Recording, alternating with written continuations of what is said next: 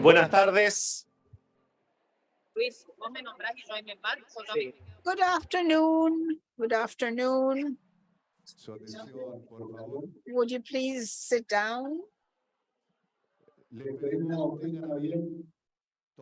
Kindly be seated so we can start belatedly, formally. We can start the meeting formally. Thank you very much.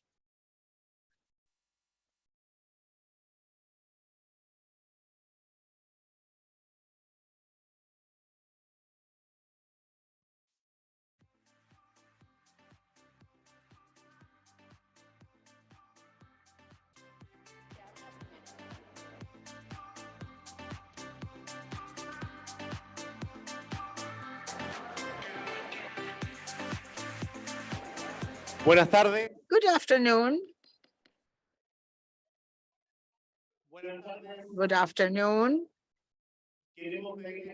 We would like you to be seated, please.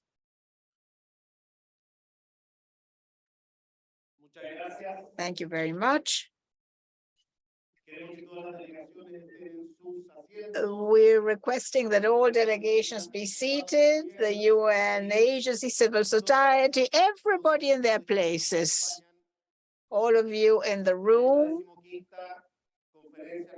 at this 15th Regional Conference on Women in Latin America and the Caribbean, organized by ECLAC together with UN Women.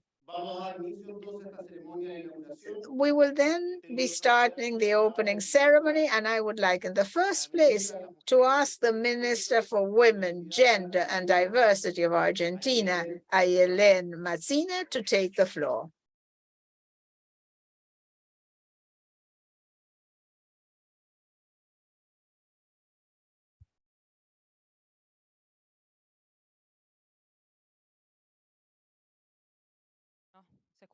Can you hear me? Lovely. Thank you very much. Welcome. Welcome, everybody. Thank you for being here. Welcome to Argentina, to this 15th Regional Conference on Women in Latin America and the Caribbean. Actually, it's an honor to be part of this podium, and how proud I feel because the conference is being hosted here in Argentina.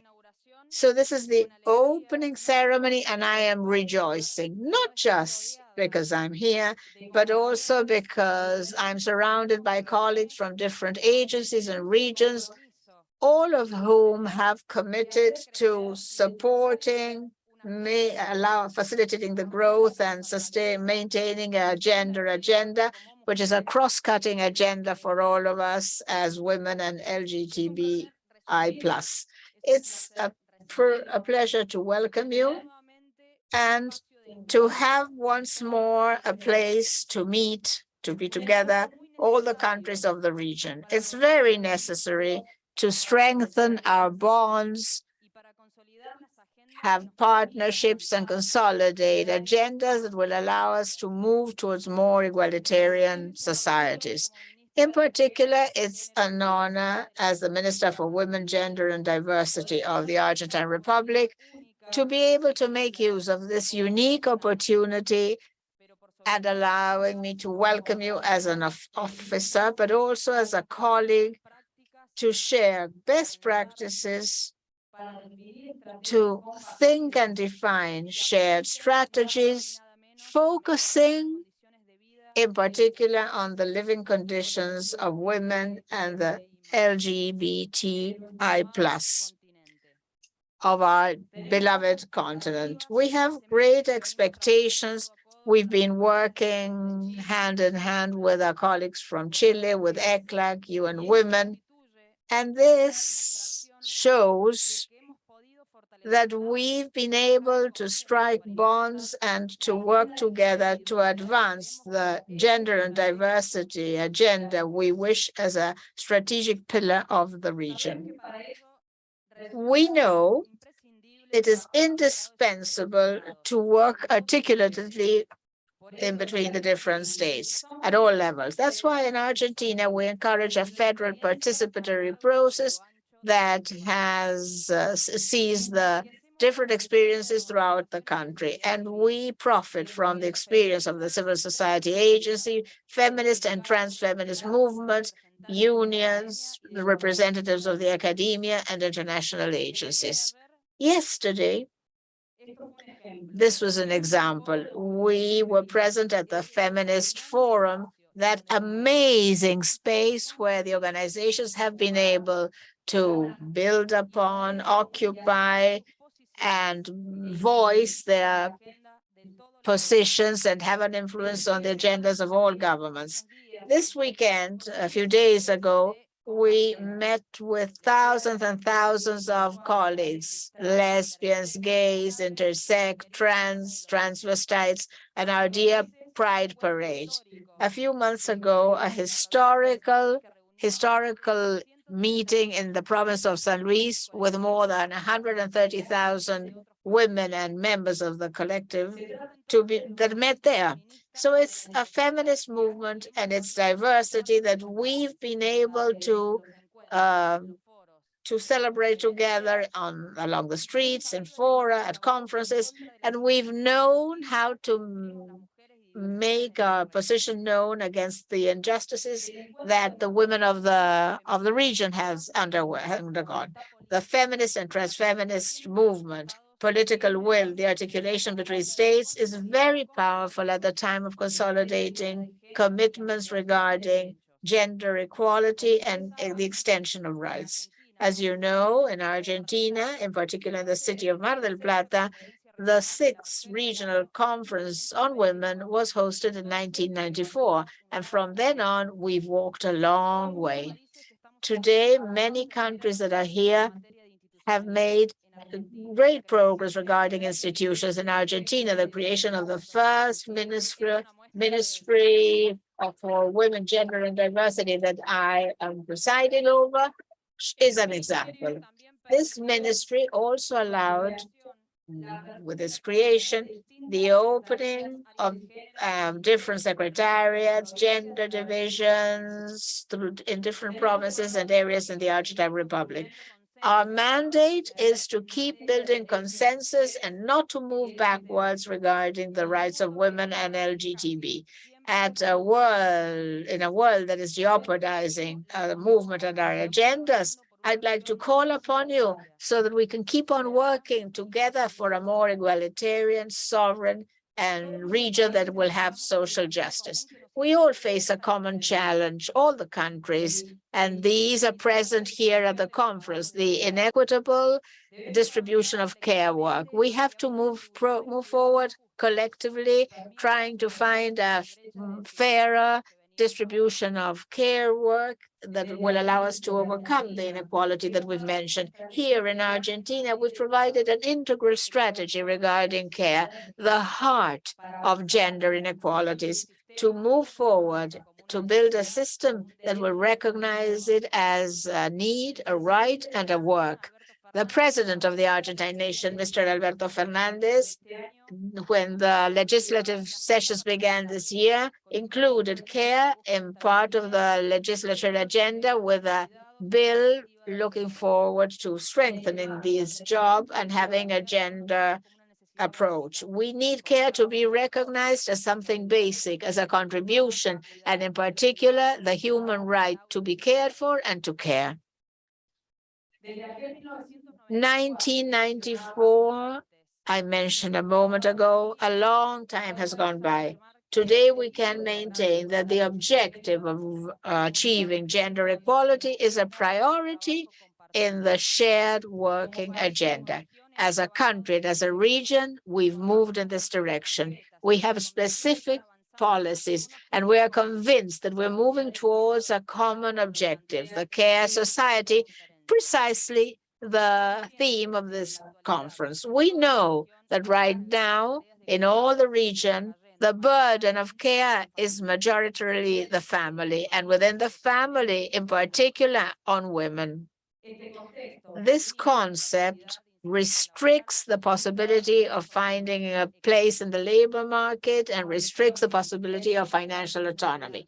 As a region, we have the opportunity and the obligation of reaching agreements that will allow for the implementation and monitoring of public policies that will be help to overcome the situation and guarantee this work to make a livelihood. In short, as the host country, we have the expectation of guaranteeing a regional conference that will be significant. But as a region, we need, historically speaking, to put care in the center of the political agenda, to build upon a true care society with real engagements that will tend to universal, intersectoral, sustainable objectives. I believe, colleagues, that we will achieve actual commitments that will be gone deep down into throughout these years and which will allow us to revert, sure of ourselves, the patterns of inequality. We expect this regional to turn into something multilateral, progressive, that will show in another kind of policies that will improve the life of our citizens, especially women and the collective association of the region. Thank you very much.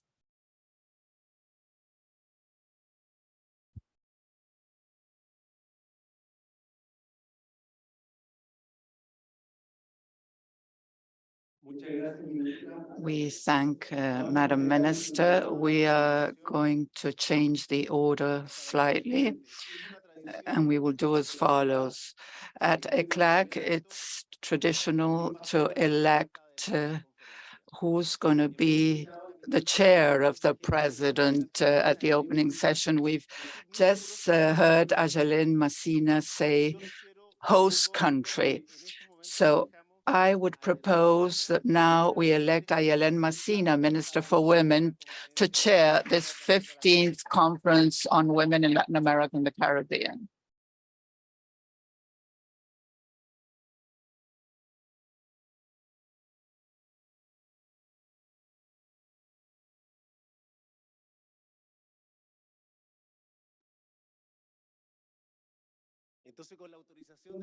With the authorization of the chair, I will now continue with our agenda, and I'll give the floor to Antonio Orellana, Minister of Women's Affairs and Gender Equity of Chile.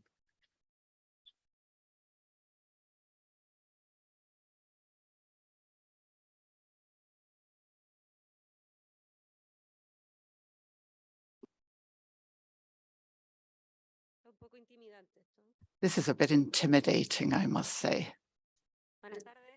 Good afternoon, everyone. Madam Chair, Secretary, High Representatives of your states and women's advancement mechanisms, National Women's Institute, and all our diversity, members of civil society, the feminist and women's movements, diversities, older persons, youth,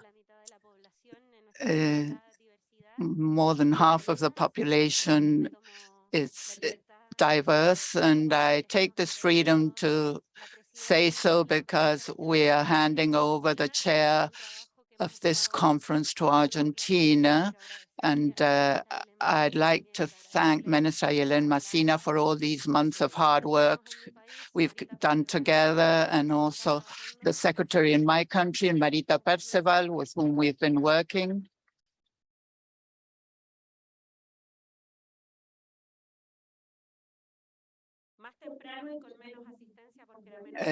Earlier and with less participants, we talked about what Chile did in these 3 years and about the historical prospects as ministers of women, representatives of our country, regarding the fate of that mission that we must undertake. And we recall that the first regional conference on women at the global level happened in our continent in Havana in 1977. At that time, the Southern Cone was experiencing cruel dictatorships, and a great part of Central America too, and also armed civil conflicts. The Caribbean had cruel attempts to avoid their independence. We lived in a diverse context, and diverse is also our context nowadays. The first agenda back in 1977 mentioned care just as a need to be covered so that women could join the formal labor market or have a paid job. In these 45 years, we've made progress, and we must welcome that. As a colleague said, when democracy was reinstated in Chile, Ms. Weber, a member of the emancipation movement in Chile, my teacher too, she said that we cannot deny the fact of having come this far, and likewise, this is proof that we can transform reality and must not come to a halt. Chile, under President Boric, is building new care centers, 40 across our 16 regions next year, after a process of social dialogue that we hope will go beyond traditional tripartism that excludes women and informal caregivers. But instead, we hope to bring in all of those caregivers. We hope to submit a bill to create the national care system in our country.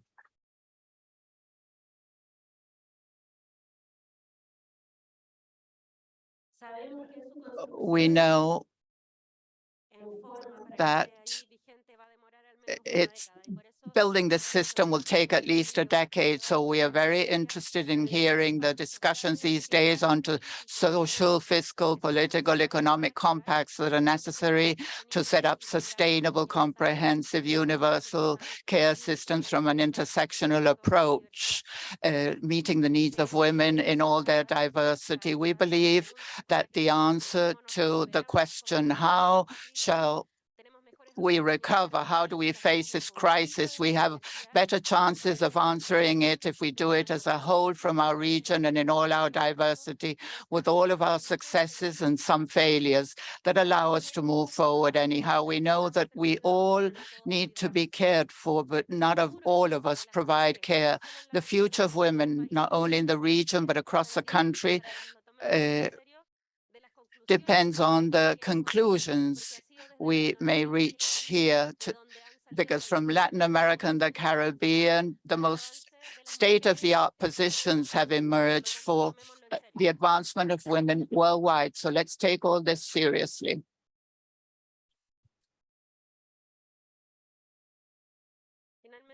Finally, and not to take up too much time, we all need to be cared for then, but we are not all caregivers.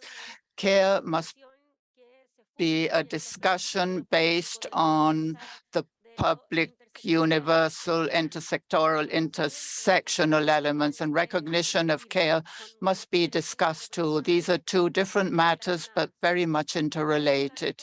What's been the traditional response to the question of care? It is denied. Where care is not provided, there's abandonment. The consequences of that abandonment policy, we're all paying the price for it after the COVID-19 pandemic that showed decision makers that denied this, the global crisis of care. Let's hope we go a step forward in this conference after its opening, with all in all countries, with all civil society and organizations, to leave aside that abandonment society, moving towards a care society. Thank you very much.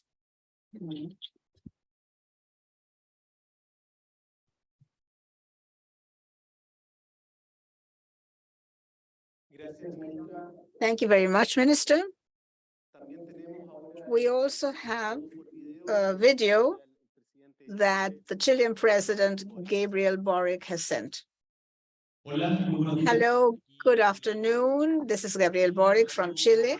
I'm so sorry not to be able to be with you there during the opening ceremony of the 15th session of the Regional Conference on Women organized by ECLEC, but I wish to reach out affectionately to Minister Messina, to my colleague, my President Fernandez, Minister Orellana, who is handing over her position to the Republic of Argentina, and wish you all success during the conference that has been very fruitful to fight for women in Latin America and worldwide. I know that these dialogue has sponsored debates that are fundamental. Today, when some people doubt in some sectors the progress that feminism has meant,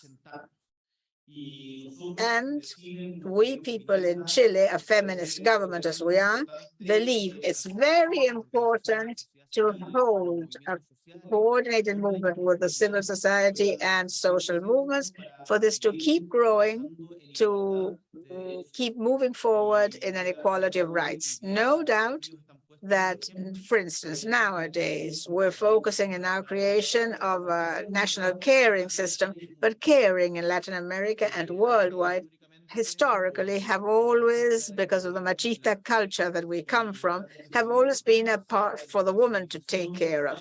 But we are decided to value and socialize these needs. And it's very important for Latin America to move forward in that direction. And in Chile, we are fully aware and wanting to cooperate. As I said, unfortunately, I can't be there with you today, but Minister Orellana is a wonderful representative, and I am sure that the cross-origin America and the people in it will help the fight for the human rights, as you've done all these years. I reach out to you affectionately and I express my respect.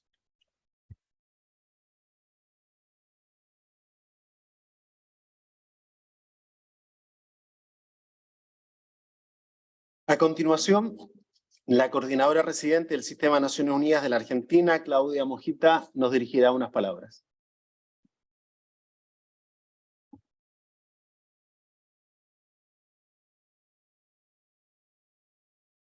Muy buenas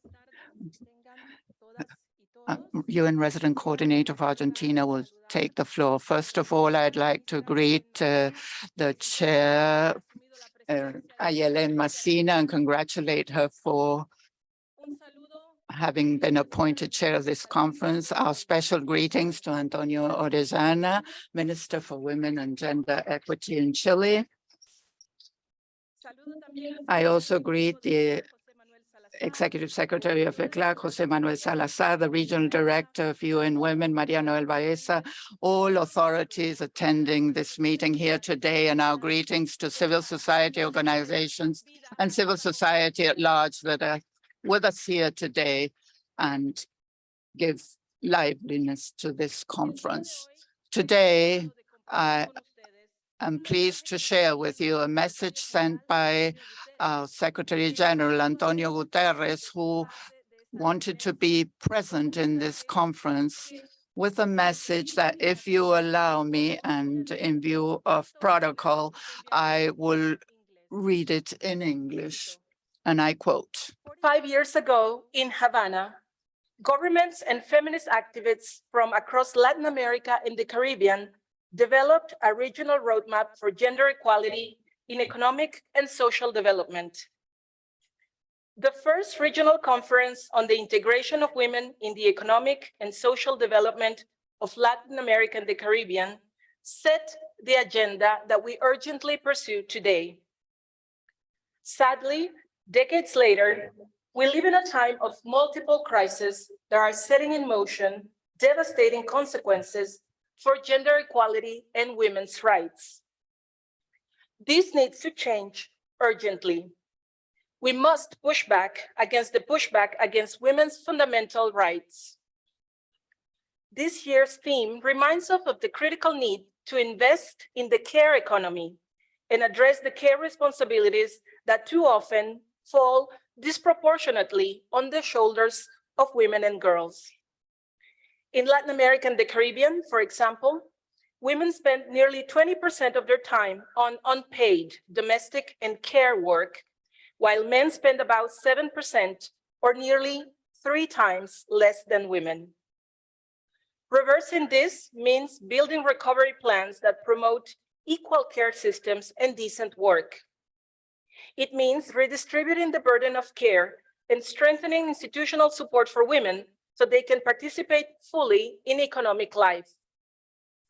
And it means continuing our fight to reverse harmful social norms and stereotypes that prevent women and girls from pursuing every avenue of social, political, and economic life. Care work is work. It is a cornerstone of social and economic development. Any sustainable recovery must address the burden of care and place women's rights and autonomy at the center.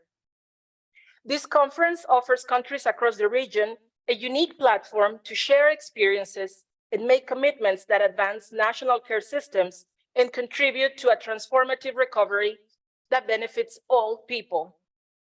The United Nations will continue to work alongside governments across the region as they strive to recover from multiple crises and ensure that every woman and every girl has every opportunity to thrive, prosper, and build futures of her own choosing.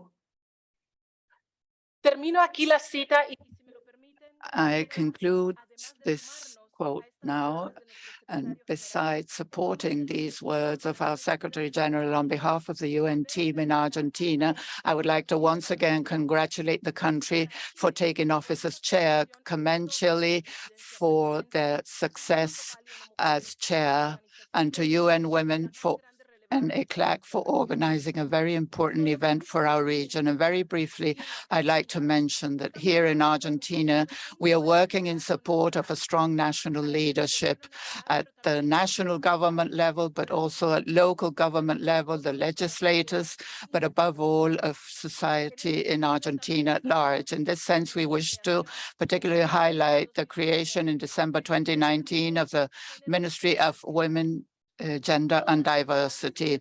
All UN entities and many of our colleagues here with us today include in our work in this country the gender perspective, and we support women's empowerment and access to social, political and economic positions. I'd like to highlight the leadership of Argentina as a pioneer country worldwide by having brought in a quota law into its legislation since 1991. No doubt it's a privilege for UN in Argentina to support these national leaderships with a view to consolidating achievements, but above all to narrow gaps and address pending challenges. Once again, we thank you for this invitation and wish you the best of success at this conference. Thank you very much.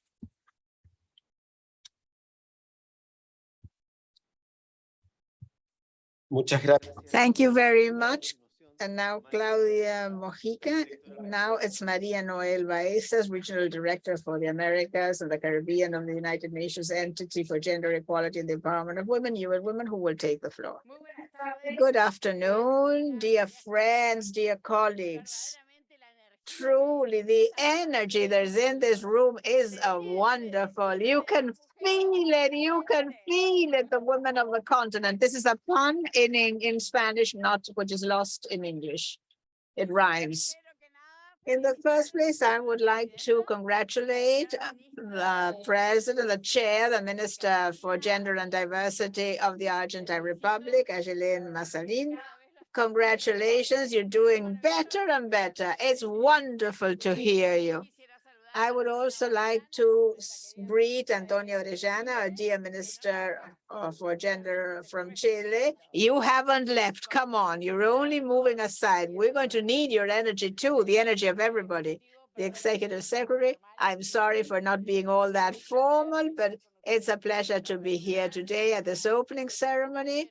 Our representative in Argentina, the secretary, ministers, women presidents of gender institutes. You are the protagonists together with all civil society present here today.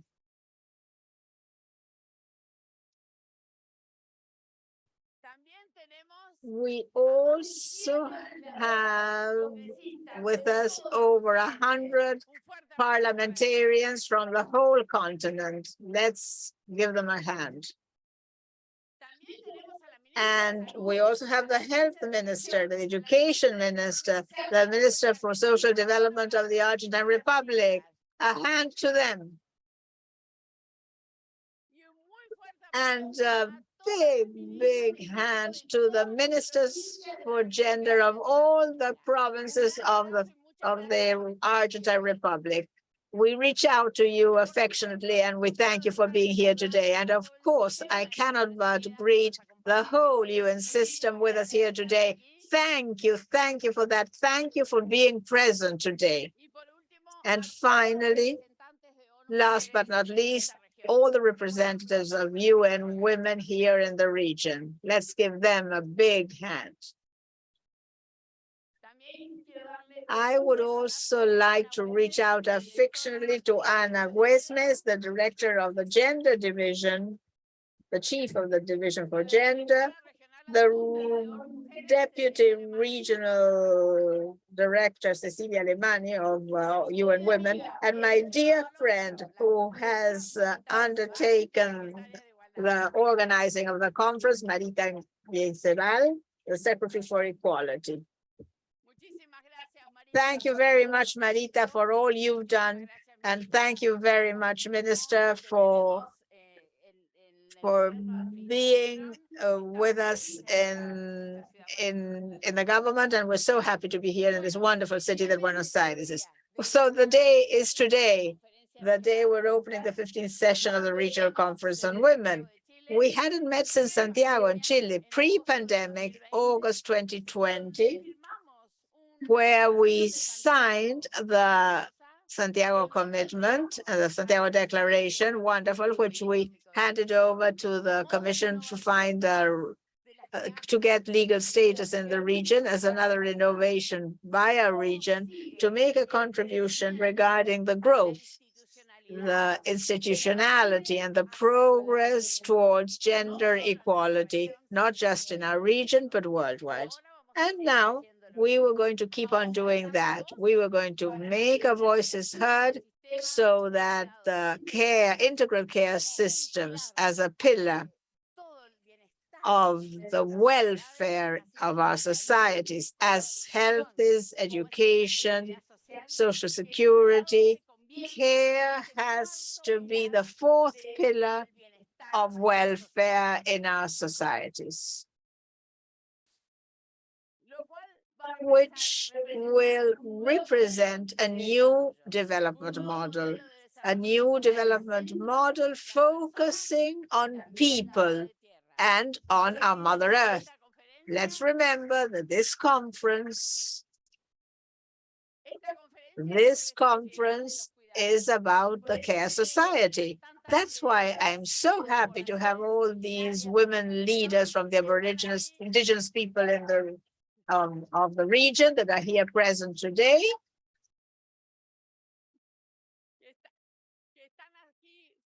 And precisely, they're here to help us to decide how we're going to keep on protecting our region's Mother Earth, our biodiversity, natural resources. Care begins by self-caring. We need to care for each other, for ourselves, but also for the earth providing our food and our lives. I would like to leave with you 4 key messages. The first one is that we need to do away with the extractivism of the time of women. We have to convey a clear message to politicians, to the society at large. Stop unpaid care work that is neither not recognized, nor properly distributed, nor reduced. The 3 no R's. We need to speak up regionally. We cannot accept that care will be a sexual division of work, which happens ever since we're born, for women, I mean. No way, come on. let me say that co-responsibility is today.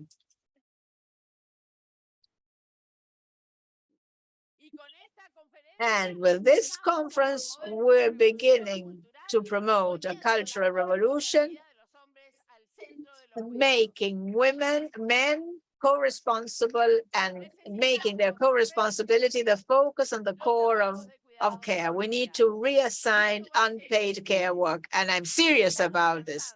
We're tired. We're not happy. We want a change.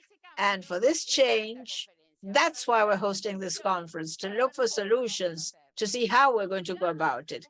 Care, as I said, need to be a pillar of welfare, a pillar of sustainable development, a pillar that will call upon us, the women of the region, to say to all of you, presidents, we need the budget, but what we really need, we need political will and political engagement.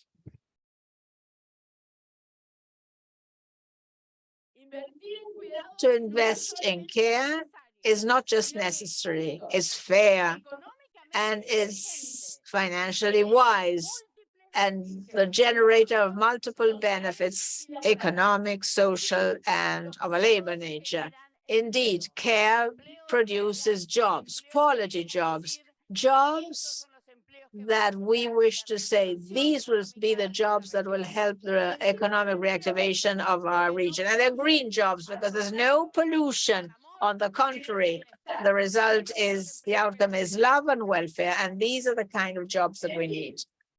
That is to say, these are all lovely words, but without a budget, without a system funding it, it will all be rhetorics. And let me guarantee that nobody in this room wants rhetorics. We want to take action. We want budgets and we want political will. Thank you very much.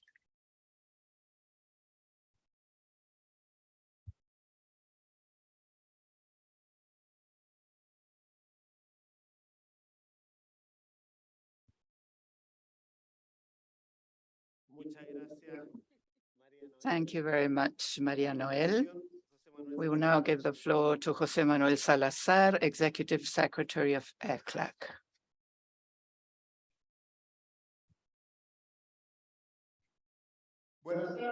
Good afternoon. How complicated to speak after my colleague, after what she said.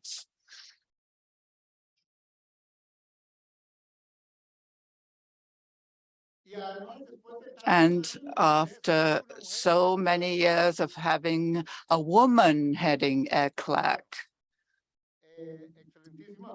Your Excellency, Minister of Women, Gender and Diversity of Argentina, Yelén Massina, congrats on your election as chair of this conference. My dear Antonio Orellana, Minister for Women and Gender Equity of Chile, Antonio Orellana, my dear Maria Noel Baeza, Regional Director for the Americas and the Caribbean of UN Women, and very good at communicating her ideas. Dear Claudia Mojica, a UN resident coordinator in Argentina, ministers, authorities, representatives of ECLAC member countries and international organizations, dear parliamentarians with whom I had the pleasure of sharing a meeting this morning, and saw all the passion they put into this, distinguished panelists, representatives of civil society organizations, and particularly of feminist and women's organizations, youth, indigenous women, and my special greetings to our dear Anna Westmith, Director of the Gender Division at ECLAC. It's a great honor for me to open this 15th Regional Conference on Women in Latin America and the Caribbean. For 45 years, this is the forum at which the regional gender agenda is furthered, and on this occasion, the ECLAC member states come together to work on the Care Society, a horizon for sustainable recovery with gender equality. That's the title of one of the 3 documents that will be presented at this conference. A key topic to face the challenges gender-based structural equalities and achieve the full autonomy of women across the region and the world. It's also a very special occasion for me because this is the first regional conference on women that I attend as Executive Secretary of ECLAC. I'm aware. Thank you. I'm aware of your great commitment to close gender gaps, and that is why I am very much honored to participate and be a leading player. It's such an important meeting in which actions will be agreed upon to end all forms of discrimination and violence against women, to guarantee their rights and accelerate the path towards achieving substantive equality. I pledge my commitment and that of ECLAC to this collective building process. I thank President Fernandez and very especially the Minister for Women, Gender and Diversity, with whom we have been working tirelessly to hold this meeting. Through you, dear Minister, goes my gratitude to the government of Argentina for hosting this intergovernmental forum, which is the main forum on the rights of women and gender equality in the region and one of the oldest ECLAC subsidiary bodies. I also wish to thank Chile and recognize their leadership as chair of this conference in the last 3 years and the great job they've done to feed into the discussions at each meeting of presiding officers during this period, and also thank them for their contributions to this conference's preparatory process. I would also like to underscore the sound partnership between ECLAC and UN Women, which includes the participation of the UN system as a whole in an effort that brings us together and, of course, poses challenges. And I've already talked to my colleague at UN Women. We will continue working tirelessly on this matter. Friends, the last conference on women took place just before the start of the COVID-19 pandemic, which broke out a few months after the meeting in Santiago, Chile, and that forever changed the history of the 21st century. At present, we are experiencing what the UN calls global cascading crisis that exacerbate historical structural imbalances, asymmetries, and deficiencies in the region. Only a couple of weeks ago, during the 39th ECLAC session held in this same city on 24 to 26 October, we met with ministers of foreign affairs, line ministers, and representatives of member states to discuss the urgency of transforming the region's development model vis-à-vis the complex scenario faced by the countries.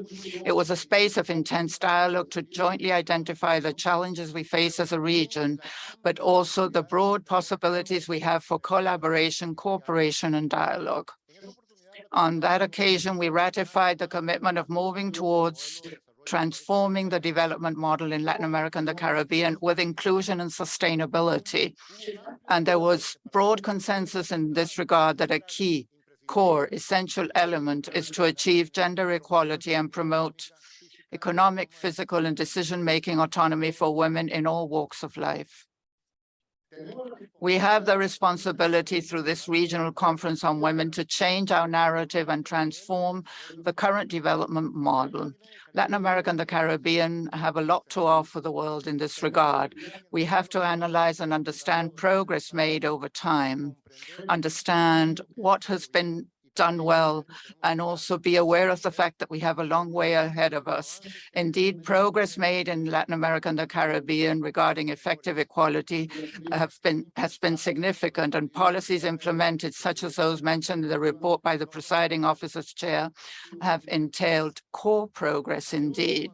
Oftentimes, when we talk about reducing inequality and poverty, we do not consider the contributions made by the policies focused on gender equality, which have been key for the autonomy of women, as well as the efforts for mainstreaming the gender perspective in national statistics, in public policies, and also in the global and multilateral agendas agreed upon in the 2030 Agenda, for instance. Investing in equality, incentivizing and protecting the employment of women, ensuring that they earn their own income, is a powerful mechanism to reduce poverty, inequalities, and ensure progress for the whole of society. And now, more important than ever, vis-a-vis the great slowdown in Latin America, the Caribbean, and the world, a great part of the solution lies in gender equality, in the autonomy and economic empowerment of women.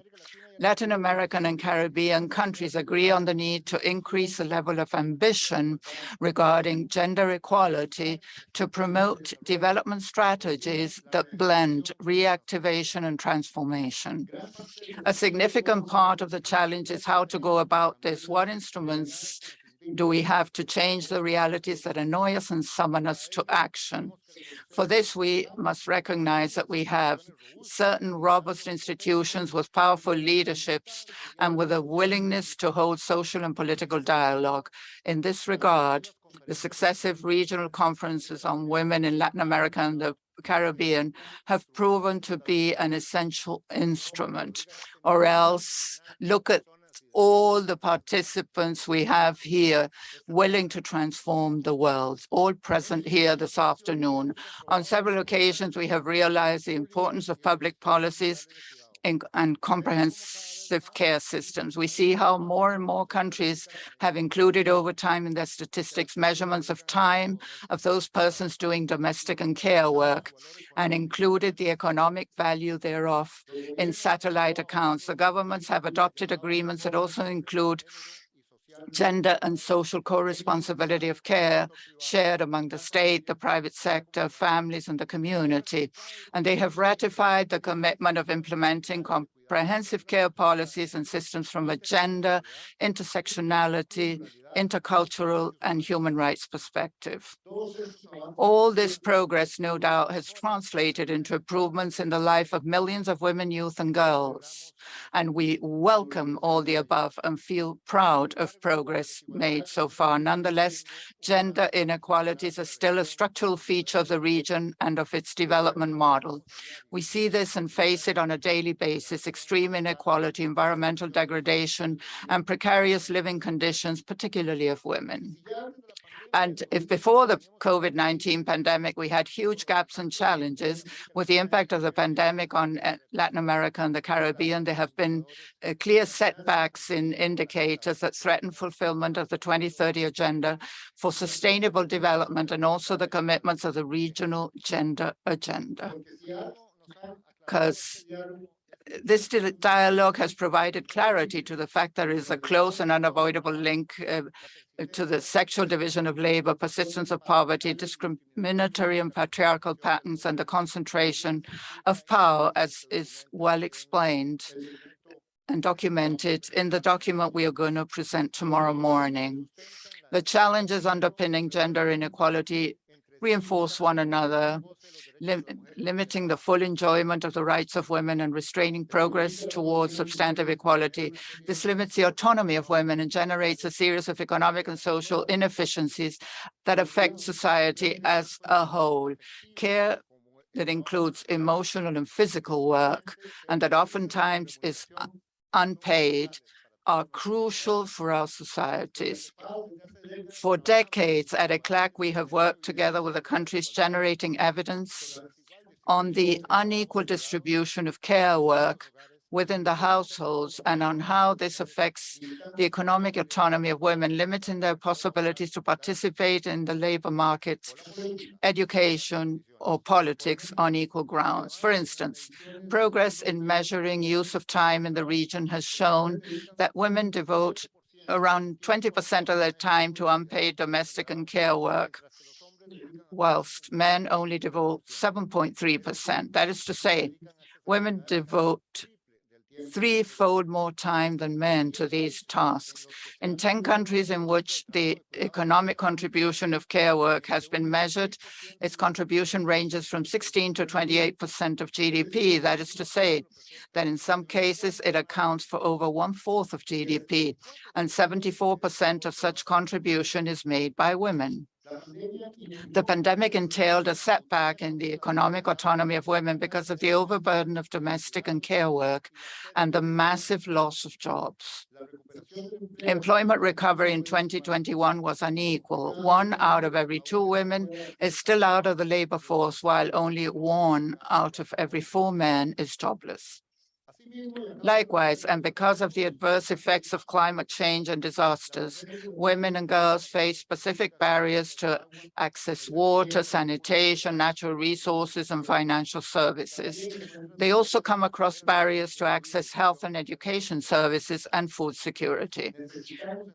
We thus need to act urgently and increase the level of ambition and upscale policy-related efforts. At this conference, we once again have a chance to strengthen our commitment and redouble efforts to outline specific and effective solutions.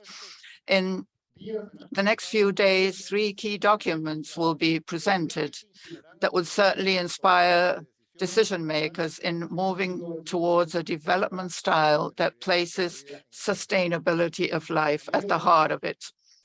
Friends, at ECLAC, we'd like to emphasize how to move forward along this roadmap. And I'd like to point out 2 or 3 important points in this regard. Firstly, the implementation of a care society calls for adopting a new form of shaping public policies that includes structures, processes, measures, and different incentives in which the mainstreaming of gender is duly borne in mind. This entails a profound change. It's not how we are currently doing things. It's excellent to know that many countries have a Ministry of Women in charge of all these topics these days.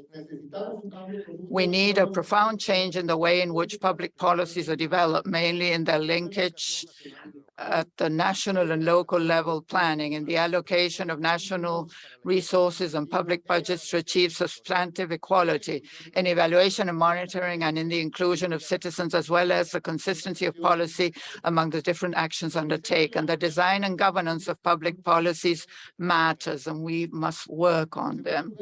Secondly, it is important to be clear about the fact that the most powerful instruments of governments to improve and ensure gender equality, the autonomy and empowerment of women are the ministries of finance, of planning, and at the ministries for women themselves. These can support data production to break the statistical silence on gender matters and support budgeting and financing process to contribute to gender equality, strengthening initiatives for policy shaping and training in gender-related matters. However, for these instruments to fulfill their purpose, they must be supported at the highest levels of government and essentially have appropriate resources allocated by the state and ensure interministerial coordination and capacities, and also coordination with other state branches to advocate for public policy formulation. In this regard, I am pleased to see President Fernandez's commitment to gender equality policies, as well as the creation of the Ministry for Women, Gender, and Diversity. Thirdly, it is also important to recall that along the path towards achieving the SDGs and a care society, we cannot overlook the fact that most of the achievements in Latin America and the Caribbean within the framework of the Millennium Development Goals were possible thanks to a period of relatively high economic performance with annual average growth rates of around 4% and a sustained increase in social spending that went up from 15 to 20% of GDP on average. Nowadays, regretfully, our reality is very different indeed, and the region is experiencing economic slowdown in which the review of the growth rates for most countries worldwide for 2023 published recently by several agencies, including ECLAC, show a downward trend. This, plus high fiscal deficits faced by most of the countries, leads the region to pay special attention to the forms of public policy financing. To move towards a care society, social investment, as well as the pace of growth allowing an increase in tax revenue are essential. Sustainability of social spending improves with economic growth, requiring a robust machinery. And all this must be guided from an approach of inclusion with rights aiming at efficiency and efficacy. The cascading crisis faced currently by Latin America and the Caribbean threaten with a social rights crisis cascade. Evidence shows us that the gender agenda is a core part of the solution and an essential factor for the economic recovery of the region and for building an equitable and sustainable development model that we all wish to have in place. This century will be marked by progress in gender equality.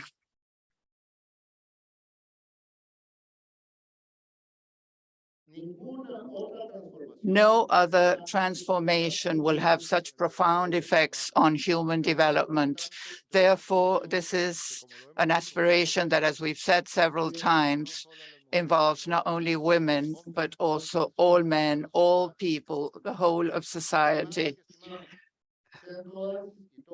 We welcome you all to this conference that we are starting today, whose agreements will frame our work for forthcoming years.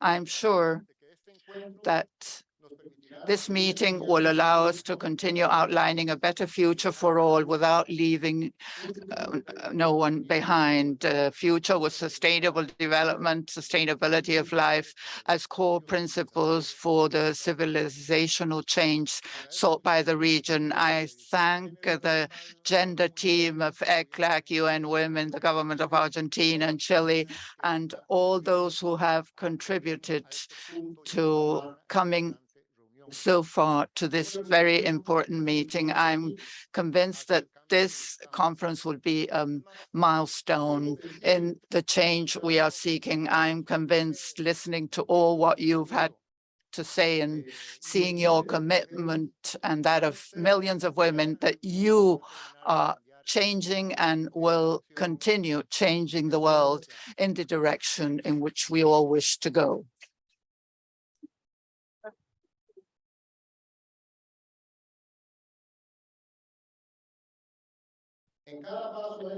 In each step along this path, along the way, and in all these efforts, you can count on me, on ECLAC, and on the whole of the UN system. Thank you very much.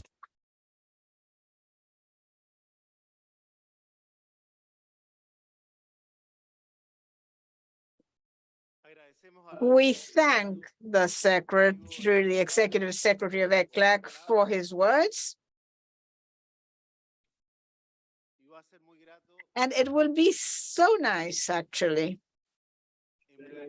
briefly, in very brief moments,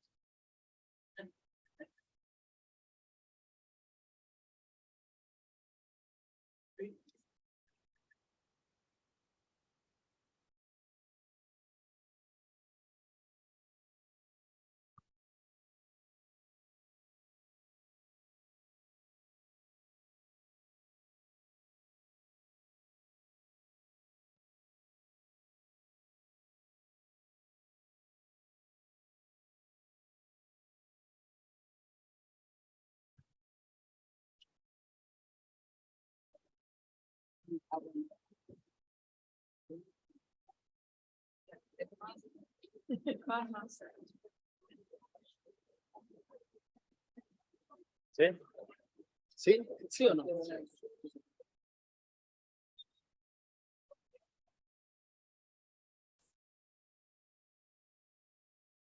Recibir al presidente Alberto. we're greeting President Alberto Fernandez in the room.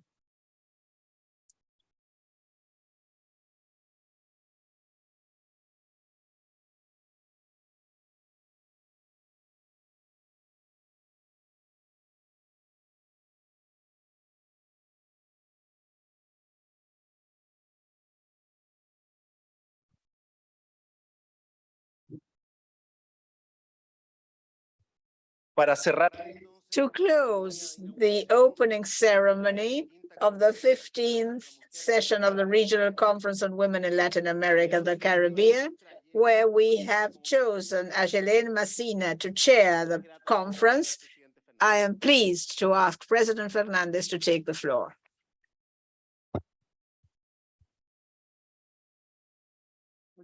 Thank you very much to all of you for being here in Argentina, for having organized the ECLAC Women Conference in Argentina. Thank you, Mr. Secretary General. Welcome all of you in this, my country. Actually, to partake of this event, I apologize for the delay, because I had a tough day because tomorrow I'm traveling, and this is going to be a long trip outside the country, abroad. So we only had 2 working days, and it's difficult to press everything into those 2 days. But I didn't want to be absent because this issue is absolutely transcendental. I mean, the role of women today and of feminism too. How feminism has changed it all recently.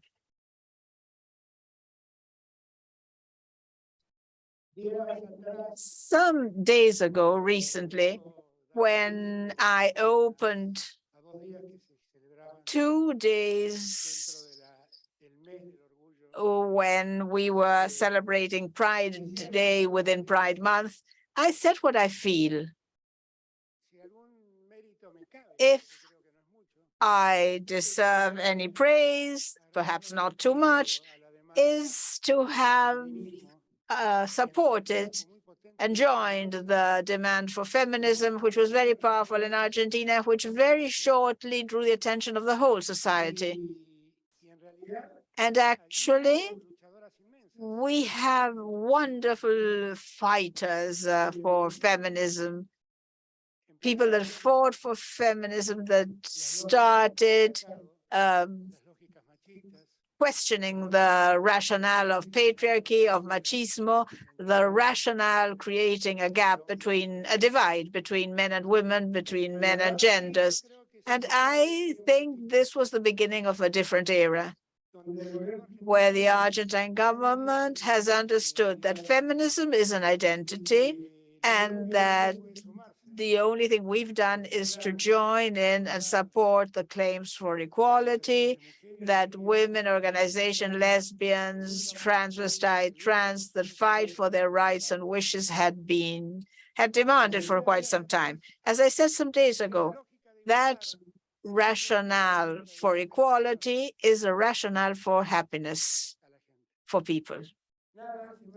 Nothing makes anybody unhappier than feeling mistreated in connection with others. Nothing makes human beings more unhappy than not feeling they deserve the same consideration as somebody else. And actually, feminism, what it did was to advance that transformation so that for once and for all, equality becomes reality. I don't have to go into this with you people. I don't have to explain to you the inequalities you've undergone. You've suffered them. And if something has to be done, is to put an end to that suffering, guaranteeing that all rights are the same for everybody, men, women, and trans, and that everybody is a stakeholder of a society containing them, not discriminating, not subjecting to an unfair and unequal treatment. We've made lots of progress in my administration, and I am happy for having been instrumental to some of these changes. The changes began in Argentina a long time ago, though they weren't centrally managed, but there was a claim for gender equality. We began with the egalitarian marriage law, the gender equality law, laws that transformed our society. And as the other day, I was precisely reflecting and thinking on the fact that precisely that Pride Month, very often I meet people of the same sex that have married, and they thank me having made it, And I was thinking how easy it is to make people happy. Why would the state make people unhappy for such a long time because of a rule that we weren't even clear about? Because what we do, we're regulating love. And how can you regulate love? Love, you just live love, you enjoy love.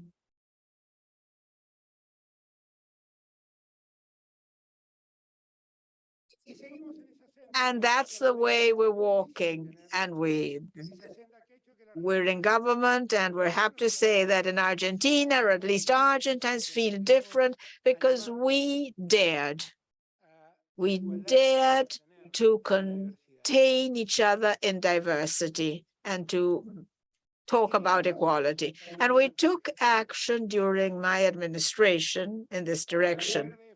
The green wave was very amazing, very, very much so.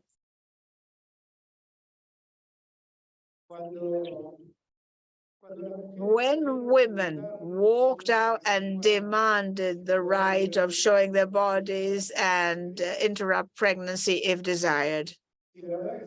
And actually, if I'm at ease with myself and happy about something, is because I advanced at the national government that law for the voluntary interruption of pregnancy.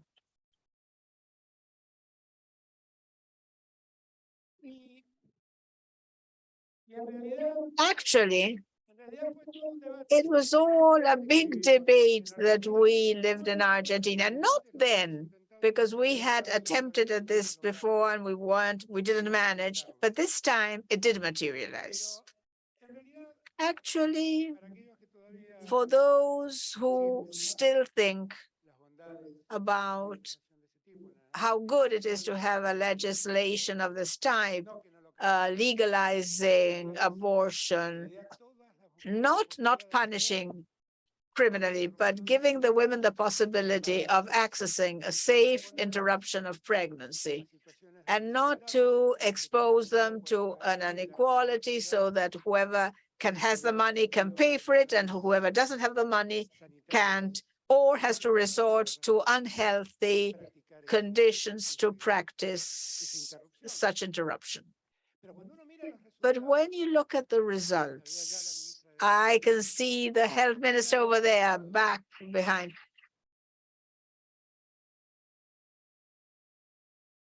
And you look at the results and you see the way in which the issues, the problems, the health issues, or the deaths due to pregnancies, how it has decreased. We realized then how we punished women during years and years, subjecting them to the idea that the interruption of pregnancy had to be penalized, and making them subjects or to an offense, to a felony. And the only thing we managed then was illegal conditions, clandestine conditions, and the only outcome of that was that the woman's health was at stake. So, as I said, together with that law, that was an achievement of feminism, as a feminist success. And that, I insist, the only merit of mine is to have joined your movement and making your claims into a law. But there were a lot of other things done in these times. We saw to it that the trans quota existed in the public administration. Today, there's approximately 500 trans persons working in the administration.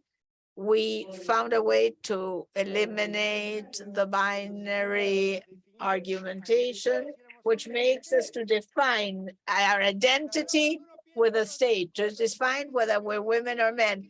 And when we think of all this, after all, what did the state care if that person was a man or a woman? Actually, we're going to treat them the same, aren't we? Not because of their sex, right?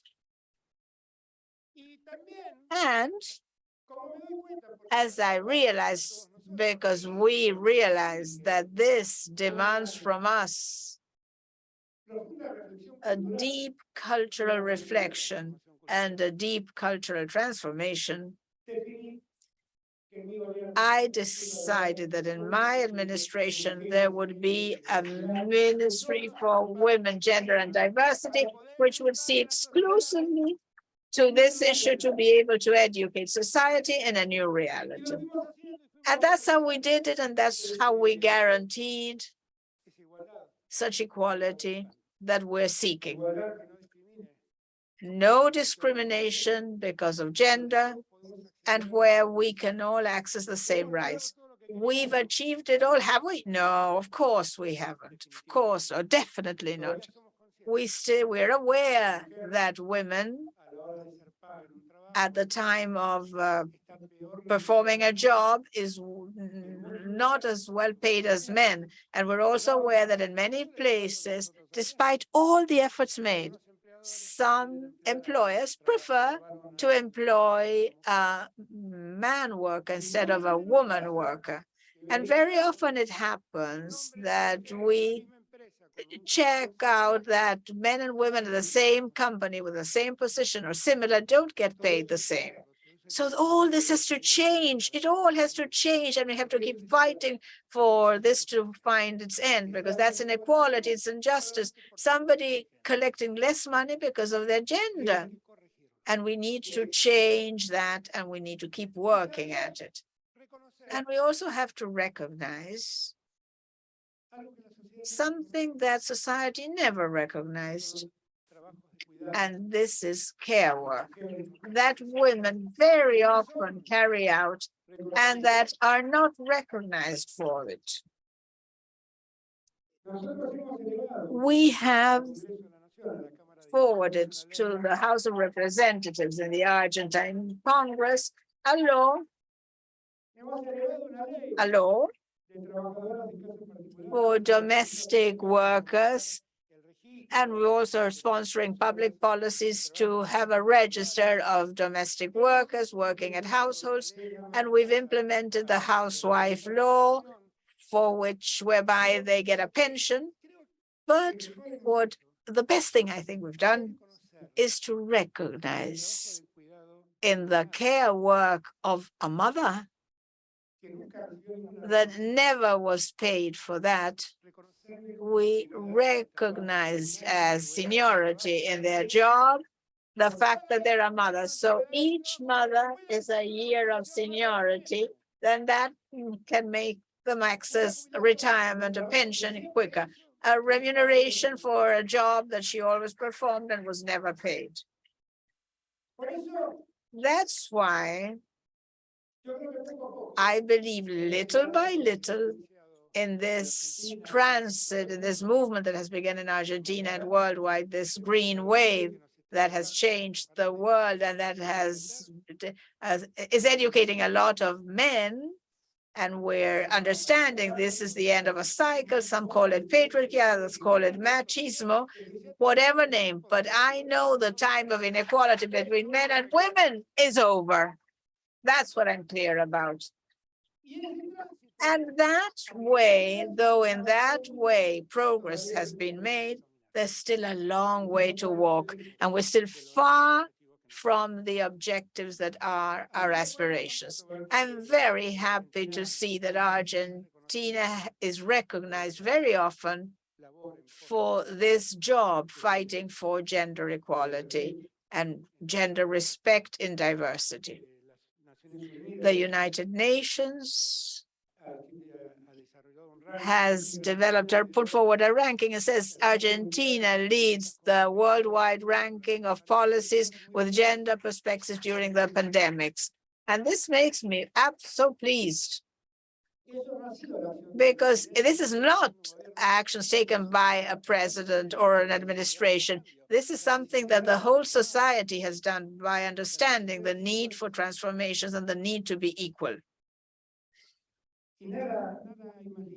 There's nothing nicer than working for equality. Equality is a wonderful word that allows for everybody to be contained, not to leave anybody behind. No first-class rule for some and second-class rule for others. We all have to be governed by the same rules. We all need to have the same obligations and the same rights. And we all need to be recognized because of what we are and what we do, and not let nobody differentiate us, make a difference for having for such a light thing such as gender or a sex condition. And I believe we have to work more than ever at that, especially when objectively, worldwide, there's this right-wing narrative that wants us to move back regarding the achievements of the world fighting for equality. Today, in the US, they are voting. I hope they realize how backward, what a setback that a ruling by the Supreme Court of Justice said, criticizing or not standing for abortion. But that precedent has to draw our attention, the attention of all of us, absolutely everybody, because that precedent is a setback, something that shows there's a setback that could take place worldwide if the conservative rationale and the right wing finally prevail. Actually, those of us who are engaged in politics, those of us who want to be an authority of a country, to govern a country, which is our position, our main aspiration is to provide happiness to the people. After all, life is that, a pursuit for happiness. And these are not my words, it's Aristotle. From Aristotle on, so many philosophers posed the fact that the object of philosophy and the object of life is the pursuit of happiness. What we cannot do is regulate what happiness is, because happiness differs for each one, and each one is happy with what one is. And what we cannot regulate are the paths that lead to happiness. That's impossible. That would not be decent. It would be indecent to do. And something that we need to achieve is respect. We need to respect each other. Each one has to be happy as best they can or they want. And that happiness, we don't have to frustrate it, to thwart it, neither with laws, nor with ill treatments or discrimination.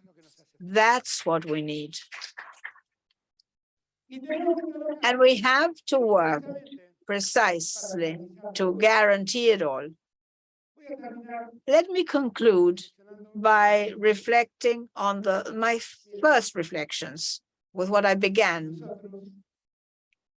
Just wonder if we stop discriminating men from women, if we stop discriminating gender-based, if we allow each one of us find happiness as best they can and to live happily with the love they've chosen, the only thing we'll manage to achieve is a happier society, because the members of that society will be happier. And we have to keep on working at that, because there's still a lot of rules that are a backlash and which still prevail and which still discriminate and still prevent people from finding while freely their love and happiness.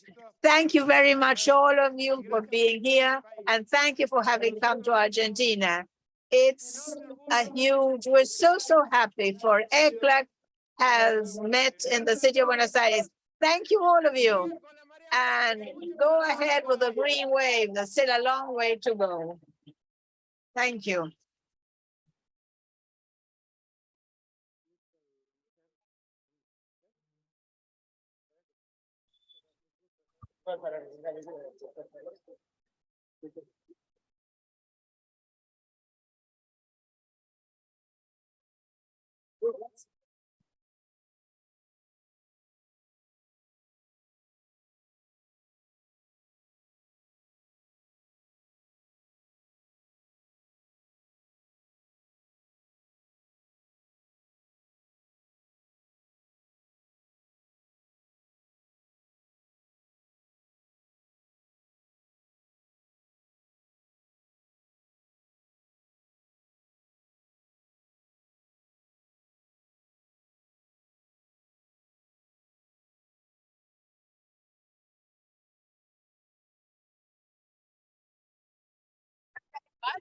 Sí, buenas tardes.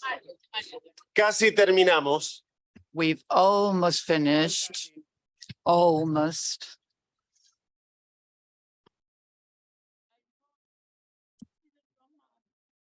Nos quedan We have just 3 more things here.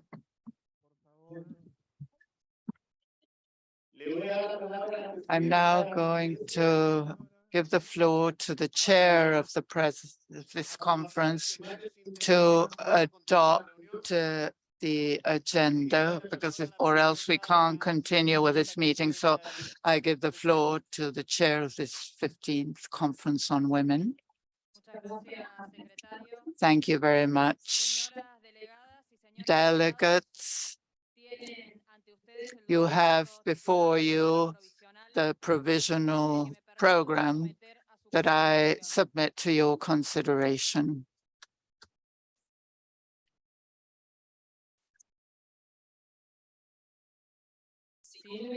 If there are no comments, we consider it adopted. Thank you.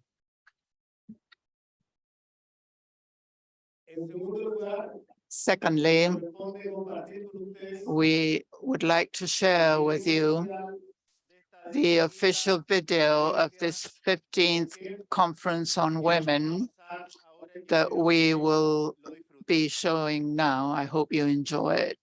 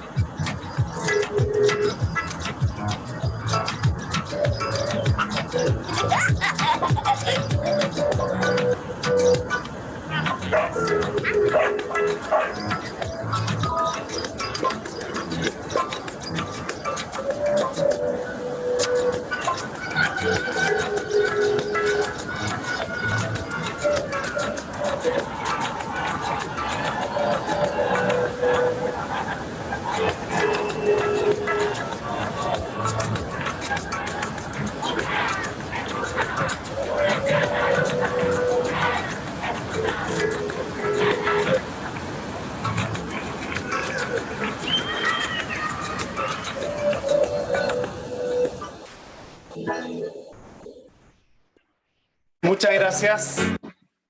Thank you very much. And finally, I'd like to mention that at this conference, we will not only have speeches, exchange opinions, show PowerPoints, we also exchange gestures and build relationships and affection. Minister Orellana would like to take the floor.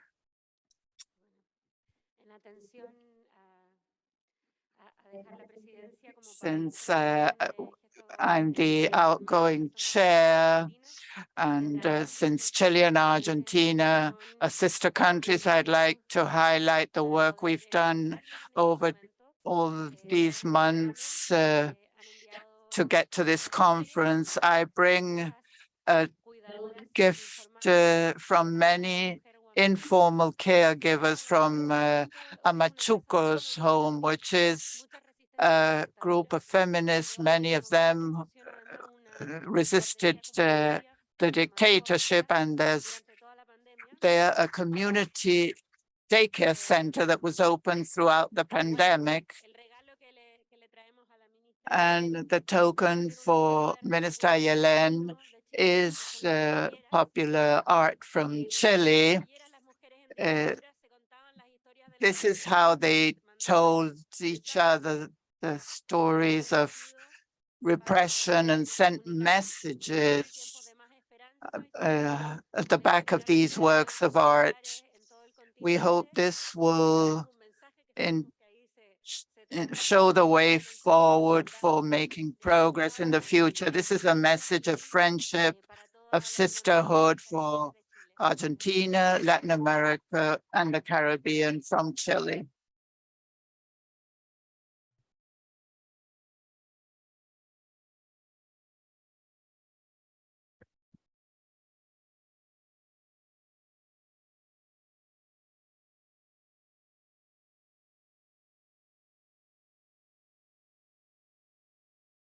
Ahora sí, damos por Now we open this 15th conference on women.